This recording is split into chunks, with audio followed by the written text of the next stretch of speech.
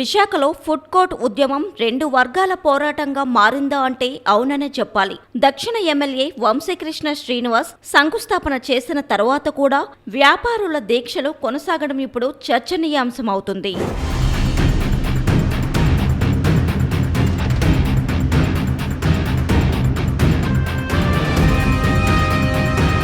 విశాఖ దక్షిణ నియోజకవర్గం పరిధిలో గల పాత జైల్ రోడ్డు మార్గంలో కొన్నేళ్ల పాటు ఫుడ్ కోర్ట్ నిర్వహించడం తెలిసిందే. కాగా గత ఏడాది సెప్టెంబర్లో జీవీఎంసీ టౌన్ ప్లానింగ్ సిబ్బంది ఆపరేషన్ లంగ్స్ పేరిట ఫుడ్ కోర్టును తొలగించడంతో వ్యాపారులు రోడ్డున పడ్డారు. వీరిలో 3 వ్యాపారులు చనిపోయారు. 7 నెలలు కావస్తున్న ఫుడ్ కోర్ట్ పునరుద్ధరించకపోవడంతో గత నెల 25 నుంచి గాంధీ విగ్రహం వద్ద సిఐటియు ఆధ్వర్యంలో వ్యాపారులు రిలే నిరాహార దీక్షలు నిర్వహిస్తున్నారు. ఈ నేపథ్యంలో ఇటీవల విఎంఆర్డీఏ సెంట్రల్ పార్క్ వద్ద నూతన ఫుడ్ కోర్ట్ నిర్మాణానికి దక్షిణ ఎమ్మెల్యే వంశీకృష్ణ శ్రీనివాస్ శంకుస్థాపన చేశారు. ఏదైతే జాతీయ వీధి విక్రయాల చట్టం 2014 జీవో నంబర్ 137 ప్రకారం మా నైట్ ఫుడ్ కోర్టులో ఉన్న వాళ్ళందరూ కూడా ఐడి కార్డులు ఉన్నాయండి. ముఖ్యంగా ఏంటంటే ఆంధ్రప్రదేశ్ ప్రభుత్వం స్మార్ట్ స్ట్రీట్ వెండింగ్ మార్కెట్ అనే ఒక పథకాన్ని తీసుకొచ్చి వీధి విక్రయదారులు గౌరవంగా బతకాలని గౌరవ ముఖ్యమంత్రి చంద్రబాబు నాయుడు గారు పథకాన్ని ప్రవేశపెట్టారండి. దీన్ని ఆధారంగా చేసుకుని విశాఖపట్నంలో ఎండాడ తర్వాత మన సెంట్రల్ పార్కు దువ్వాడ దగ్గర 3 జోన్లో 14,25,00,000 కౌన్సిల్లో కూడా తీర్మానం చేశారండి. మన సెంట్రల్ పార్క్ సంబంధించి 110 షాపులు కేటాయింపు కూడా జరిగింది. దీంట్లో ముఖ్యంగా ఏంటంటే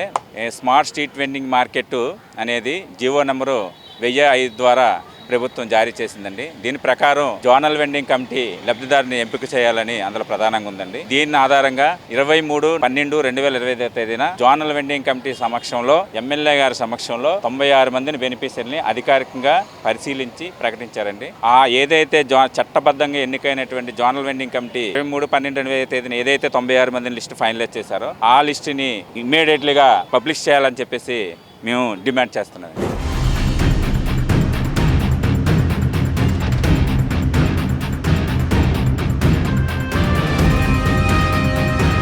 జీవీఎంసీ సౌత్ జోన్ అధికారులు తయారు చేసిన 96 మంది వ్యాపారుల జాబితా బయటపెట్టకపోవడం పలు అనుమానాలకు తావిస్తుందని సిఐటియు నేతలు విచారం వ్యక్తం చేస్తున్నారు. కాగా 15 మంది వ్యాపారులు బుధవారం శివాజీపాలెంలో గల క్యాంపు కార్యాలయంలో దక్షిణ ఎమ్మెల్యే వంశీకృష్ణ శ్రీనివాస్ ని కలిసి తమ గోడు వెళ్లబోసుకున్నారు.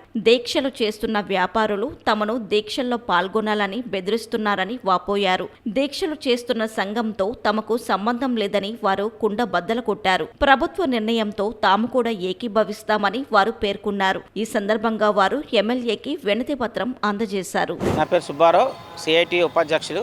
దక్షిణ నియోజకవర్గం ఒక ఎమ్మెల్యే ఉన్నత స్థాయి, అందరికంటే మెజార్టీతో గెలిచాడు. చాలా సంతోషం. అందరూ కూడా గెలిపించారు. మాకు మంచి చేస్తారు, మాకు న్యాయం జరుగుతుంది, మహిళల పట్ల కానీ పిల్లలకు కానివ్వండి కుటుంబాలు బాగుపడతాయనేసి నైట్ ఫుడ్ కోర్ట్ కార్మికులు అందరూ కూడా అతనికి ఓట్లు వేయాలని తిరిగారు. అంత మెజార్టీ తీసుకొచ్చారు. అంత తీసుకొచ్చే కార్మికులు గుర్తించకంట ఈరోజు ఎక్కడెక్కడో పిలిచి వాళ్ళ ద్వారా వీళ్ళ ద్వారా పిలడం ఎందుకు? డైరెక్ట్ గా టెంట్ దగ్గరికి రమ్మానండి, మాకే అభ్యంతరం లేదు.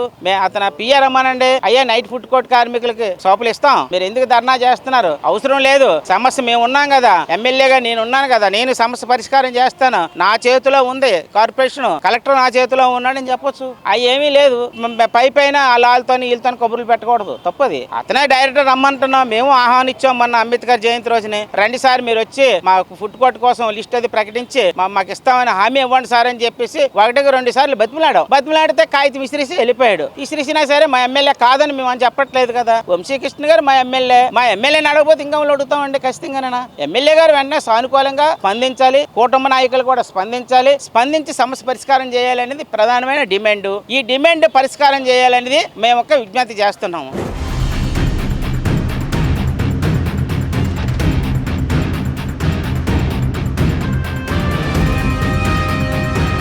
జైల్ రోడ్డుతో పాటు దువ్వాడ, ఎండాడ ప్రాంతాల్లో వెండర్స్ జోన్లు ఏర్పాటు చేసి చిరు వర్తకులకు దుకాణాలు కేటాయిస్తామని జీవీఎంసీ అధికారులు ప్రకటించడం తెలిసిందే. ఇందులో భాగంగా 6 కోట్ల వ్యయంతో పాత జైల్ రోడ్డు ప్రాంతంలో ఫుడ్ కోర్ట్ ఏర్పాటు చేస్తారు. సుప్రీంకోర్టు ఉత్తర్వుల మేరకు విశాఖలో వెండర్స్ జోన్లు ఏర్పాటు చేయాలని సిఐటియు నేతలు కోరుతున్నారు. ఇవి అందుబాటులోకి వస్తే ట్రాఫిక్ అవస్థలు కొంతవరకు తీరుతాయనే చెప్పాలి. ఫుడ్ కోర్ట్ వ్యాపారుల దీక్షలు ఎప్పుడు ఆగుతాయో చూడాలి మరి.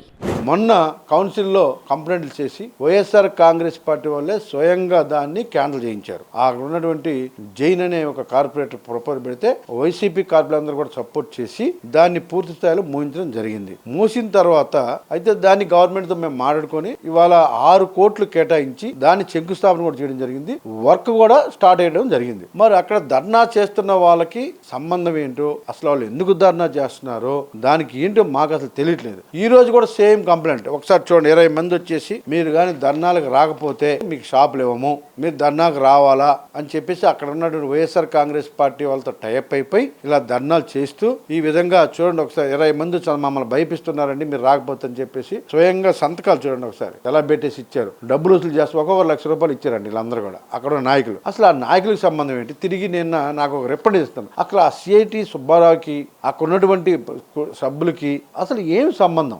ఇలా అలా తెచ్చి అర్జీలు ఇవ్వడం, వాళ్ళ దగ్గర డబ్బులు వసూలు చేయడము. సో అక్కడే అవినీతికి స్థానం లేదు, ఎవరు రిప్రజెంటేషన్ తీసుకోము, ఏ ఒక్క నాయకుడికి సంబంధం లేదు. పేద ప్రజలకు మాత్రమే అక్కడ ఎవరైతే షాపులు లేకుండా ఉన్నారో ఇంకెక్కడ షాపులు లేని వాళ్ళకి, ఆ ప్రాంతంలో నివసిస్తున్న వాళ్ళకి, ఆ నియోజకవర్గంలో నివసిస్తున్న వాళ్ళకి తప్ప బయట వాళ్ళకి ఎట్టి పరిస్థితుల్లో షాపులు ఇవ్వడం జరగదు. ఆ నియోజకవర్గంలో కూడా అర్హులైన వాళ్ళు మాత్రమే షాపులు ఇవ్వడం జరుగుతుంది. ఎటువంటి లిస్టు ఫైనల్ అవ్వలేదు. లిస్టు అతి త్వరలోనే ఒక లిస్టు ఫైనల్ చేసి జిఎంసీ అధికారులు పూర్తి స్థాయిలో చెక్ చేసుకొని ఆ లిస్టు ఫైనల్ చేయడం జరుగుతుంది తప్ప ఇప్పటివరకు ఏ లిస్టు కూడా ఫైనల్ అవ్వలేదు.